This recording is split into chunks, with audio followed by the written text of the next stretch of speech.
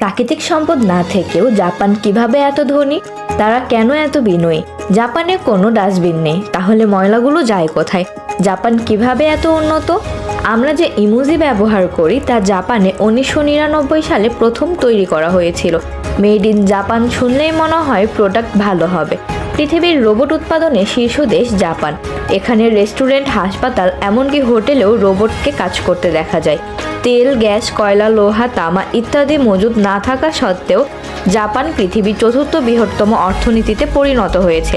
Asia মহাদেশের সবচেয়ে আধুনিক দেশ জাপান। প্রায় একটা দ্বীপরাষ্ট্র। জাপানে 6852টি দ্বীপ থাকলেও সবগুলোতে মানুষ নেই।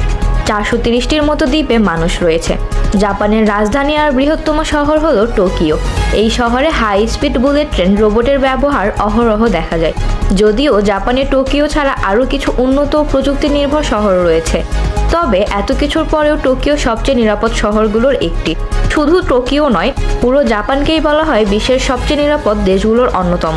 জাপানিরা অত্যন্ত ভদ্র ও নিয়মনীতি মেনে চলে। একই সঙ্গে জাপানিরা তাদের কঠোর পরিশ্রমের জন্য বিশ্বজুড়ে পরিচিত। তারা কাজে অনেক সময় দেন এবং অত্যন্ত মনোযোগের সাথে দায়িত্ব পালন করেন। নির্ধারিত সময়ের পরেও অফিসে কাজ করতে দেখা যায় তাদের। কাজ করতে করতে শারীরিকভাবে ক্লান্ত হলেও মানসিকভাবে ক্লান্ত হয় না, তাই কাজের চাপে ক্লান্ত হয়ে অফিসেই ঘুমিয়ে পড়েন। জাপানের সংস্কৃতিতে সততা গুরুত্বপূর্ণ অংশ। কেউ কথা দিলে তা অবশ্যই রাখে। রাতে নারীরা একা বাসে, ট্রেনে চলাফেরা করতে পারে, কোনো বিপদের আশঙ্কা থাকে না। 6-7 বছরের শিশুরাও একা স্কুলে যায়, ট্রেনে ওঠে, যা বেশিরভাগ দেশেই দেখা যায় না। অথচ জাপানে এটা স্বাভাবিক ব্যাপার। জাপানে সবাই আইন কানুন নিয়মনীতি ভালোভাবে মেনে চলে। জেব্রা ক্রসিংয়ে কেউ দাঁড়ালে সাথে সাথে গাড়ি থেমে যায়। ধন্যবাদ, মাফ করবেন, এসব কথা তাদের মুখে বেশি বেশি শোনা যায়। জাপানে বুলেট ট্রেন 320 কিলোমিটার গতিতে চলে আর সময় মতো থামে। এখানে ট্রেন ঘন্টা বা মিনিট হিসেবে চলে না, বরং সেকেন্ড ধরে সময় মেনে চলে। যদি কোনো ট্রেন 20 সেকেন্ড দেরি করে তাহলে ঘোষণা দিয়ে দুঃখ প্রকাশ করা হয়। দেশের চারিদিকে কোনো ডাস্টবিন দেখতে পাওয়া যায় না, তবু এতই পরিষ্কার যে সামান্য ময়লাও খুঁজে পাওয়া যায় না। তারা নিজেদের আবর্জনা নিজেরাই বহন করে, আবার অনেকে নিজে নিজে রাস্তার আবর্জনা পরিষ্কার করে।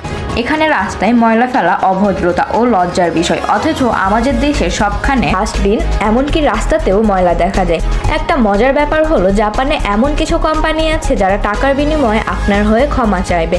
জাপানের টয়লেটগুলো এত স্মার্ট যে তাতে গান বাজে, গরম সিট থাকে। সস্তায় ঘুমানোর জন্য রয়েছে ক্যাপসুল হোটেল। জাপানে প্রচুর পরিমাণে ভেন্ডিং মেশিন পাওয়া যায়।